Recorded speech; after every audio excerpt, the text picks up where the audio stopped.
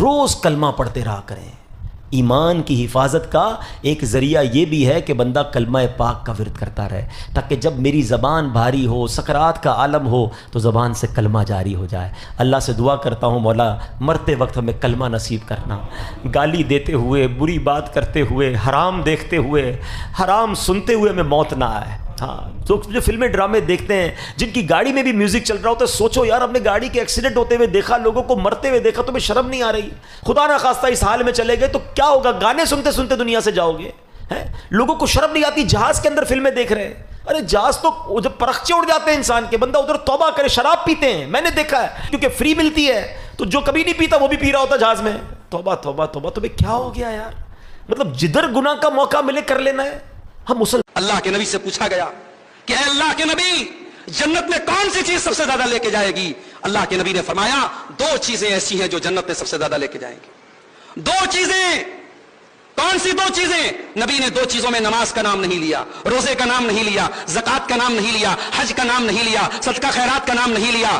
نبی نے 2 چیزوں کا نام لیا، تقوی اللہ و حسن الخلق. پہلی چیز اللہ کا تقوی پیدا ہو جائے، اللہ کا ڈر پیدا ہو جائے انسان کے دل میں. انسان کہیں پر بھی رہے اس کے دل میں یہ احساس ہو اللہ دیکھ رہا ہے، اس کا کیمرہ آن ہے، اس کی ریکارڈنگ ہو رہی ہے، اس کو حساب دینا پڑے گا. اللہ کا ایسا ڈر پیدا ہو جائے. اور دوسری چیز کیا ہے؟ وہ حسن الخلق. انسان کا اخلاق اچھا ہو جائے. میرے بھائیو، اپنے اخلاق کو بہتر بناؤ، اپنے بچوں کے لیے اچھے باپ بنو، اپنی بیوی کے لیے اچھے شوہر بنو، اپنے پڑوس. میری بہنوں، ایک نصیحت تمہارے لیے بھی سنو.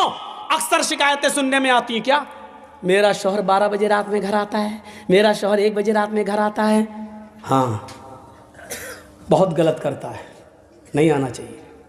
لیکن ایک بات سن لیں، تمہارے لیے کہہ رہا ہوں میری ماں بہنوں، جو عورت اپنے گھر میں اپنے شوہر کے لیے بن سور کر نہیں رہتی ہے، مغرب کی اذان کے بعد اچھا کپڑا نہیں پہنتی ہے، زیب و زینت اختیار نہیں کرتی ہے، میک اپ اچھا نہیں کرتی ہے، اپنے جسم پر خوشبو نہیں لگاتی ہے، اچھے کپڑے نہیں پہنتی ہے، اپنے شوہر کے لیے بن سور کر تیار نہیں ہوتی ہے، اگر ایسا نہیں کرتی ہے تو اس عورت کو یہ کہنے کا اور اس شکایت کا کوئی ادھیکار نہیں ہے، کوئی حق نہیں ہے کہ وہ 12 بجے آتا اور 1 بجے آتا ہے. کیا کرے گا؟ کہ تمہارے پسینے کی بدبو سونگے گا. میری بہنوں، ایک نصیحت تمہارے لیے بھی سنو. اکثر شکایتیں سننے میں آتی ہیں، کیا میرا شوہر 12 بجے رات میں گھر آتا ہے، میرا شوہر 1 بجے رات میں گھر آتا ہے. ہاں، بہت غلط کرتا ہے، نہیں آنا چاہیے.